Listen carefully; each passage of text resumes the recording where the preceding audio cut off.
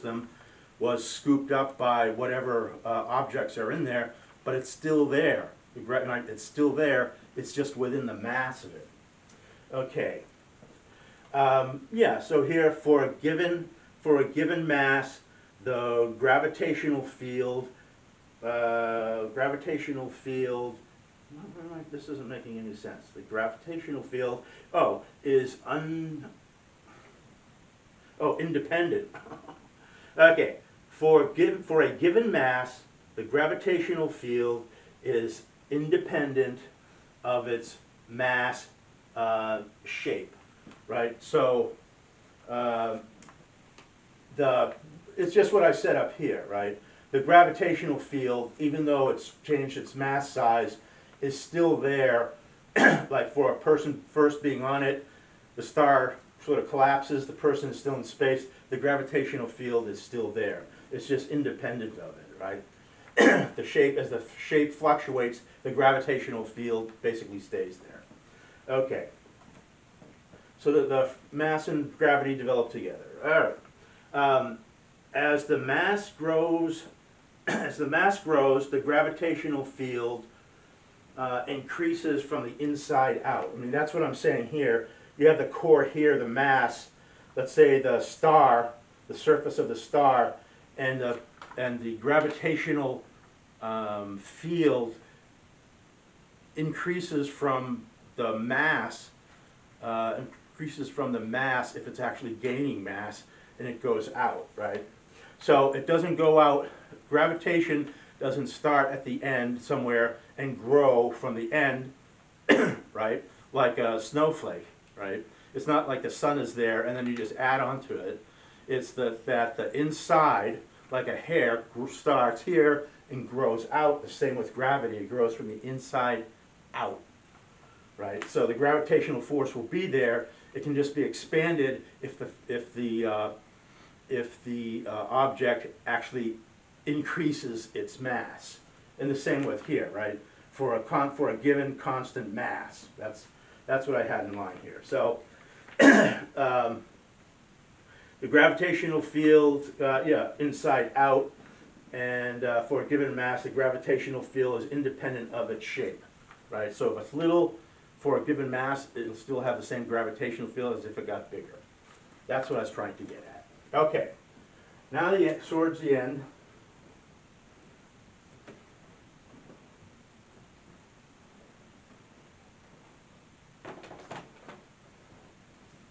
So let me have another coffee.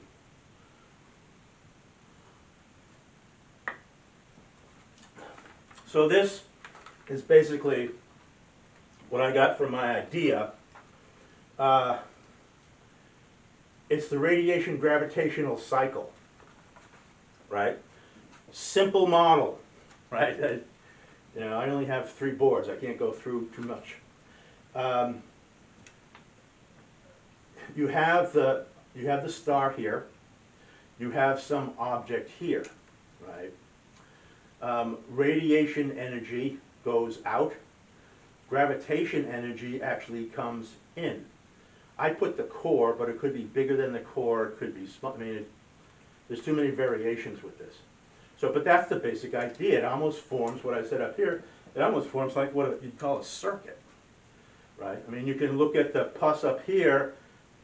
The source going out, radiation, and you could look at the energy coming in, the sink, right, negative. So it almost has a circuit-like existence.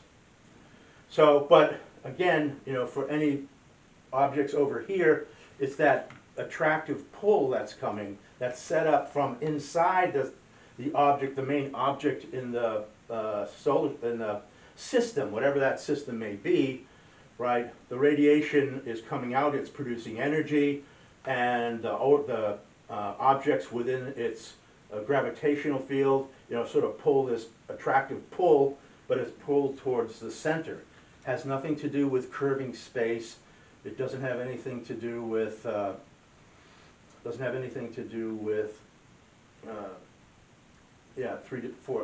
time or space-time or whatever. So it's just basically go back to Newton's idea. I mean, that's where this is. I think eventually we're going to have to anyway, because we need to get rid of the general and the special theories and some of this other stuff, because it doesn't work. It's just not true. So back to Newton. But this is the idea. It's this attractive force that's coming in, right, with a core, the sink, sort of like a gravitational sink, is pulling it back in. That's all you need. So this model explains more than Newton, and then Newton just kind of sort of left it off as he didn't really know what gravitational field was, or what his field was, and basically this is how the field operates. It's a quarter of the mass, the matter, the pressure, the density, and the mass, right, forming what would be equivalent to like a gravitational sink within the core of the main object itself, right, not anywhere else, within itself, and that's what this sort of the cycle of gravity and energy going out. So this model explains more than Newton and doesn't need Einstein's, right? We don't need the general theory, any part of the theory. I don't think it has much to do with, if anything, to do with reality anyway. So it's just sort of like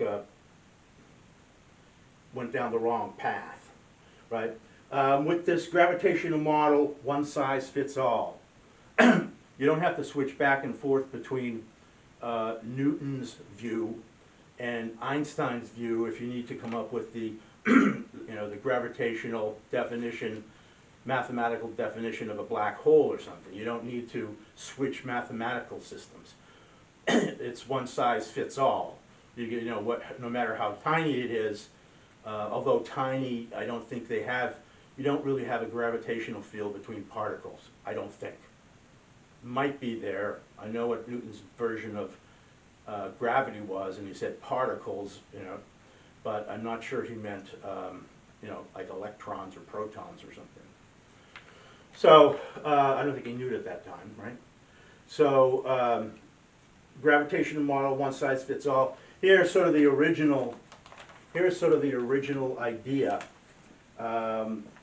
Matter under pressure becomes more dense, and that mass creates a sink, gravity sink, and I can't read my writing. I can't even read my writing anymore. Oh, attractive. I can't even read my writing. It's tough to do it this way. Attractive force we call gravity. Let's see, we try it again. Matter under pressure becomes more dense, and that mass creates sink and an attractive field attractive field force we call gravity. Maybe you can read it better out there, because I can't read it here. So that's the general idea, but I'll repeat it to you again. I just added a little bit and I couldn't go back and erase it all, so it just says matter under pressure increases heat that becomes more dense, and that mass creates a sink, gravity sink, and an attractive changing density field that we call gravity. That's the basic idea. I mean, that's all that gravity is, right? So wrapping it up, right? I don't know if this, you wanted to try and find the theory of everything, and I know they're trying to find the like the electrical, and they're trying to bring gravity into it. Maybe it's something to look at. At this point I don't know. I haven't gone that far. The model presented here demonstrates that, once again, nature is indeed simple and efficient. I mean, it is. If you look at Newton's model, it's very simple and very efficient. If you look at Einstein's, it's very complicated. I don't know how efficient it is, but it's extremely complicated. This is completely simple, right? I think when you find something in nature that, you have to be careful, but when you find something that's simple and it works and it explains, I think you're onto something there.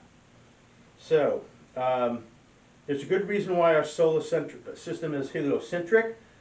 The sun has the most mass, right? And that's probably, you're going to find that throughout the universe. You want to find planets, you have to find a star. You find a star, you might find planets. Right, for a new system being found, right? And that's what they're doing now. Yeah, there are too many variations of this model to show here. I mean, you could have all kinds of systems, two-body systems, three-body systems, galaxy clusters, super galaxies, supernovas. I mean, you can have all kinds of things in here. You know, you can make it as complicated as you want, but I can't do it all here. With this universal gravitational model, one size fits all. You don't need to look, well, yeah, black holes I don't think exist anyway, so. But if you find something with a lot of gravity, I mean, you can just use, it's a simple model. It's a simple model. You can use it pretty much for everything. Excuse me, cup of coffee, or sip of coffee.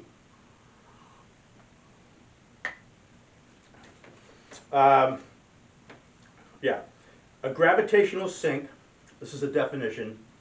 A gravitational sink is a place for dispensing of gravitational energy within a system. As mass increases, the attractive gravitational force pushes from inside out. I said that. This gravitational model aligns with Newton's model, but not with Einstein's. It completes Newton's ideas and shows the problems with Einstein's views. As much as I appreciate Mr. Einstein, a lot of his ideas were not correct. Okay, yeah. So let me spread this a little bit. No, I won't. I won't, because I'm not going to go any farther than that. But what I tried to do here is I looked at it and I just used, well, you know, what do we have to work with? You know, not adding a bunch of junk in there and all kinds of mathematical, you know, backfeeding math equations and other. I mean, what is the most practical, sensical idea that can be developed that shows how our solar system, as an example, works? And this was it, right? There's nothing complicated. The math, as I said 1,000 times before, right? If the concept is correct, the math will follow, right? And you can do this. So, all kinds of variations.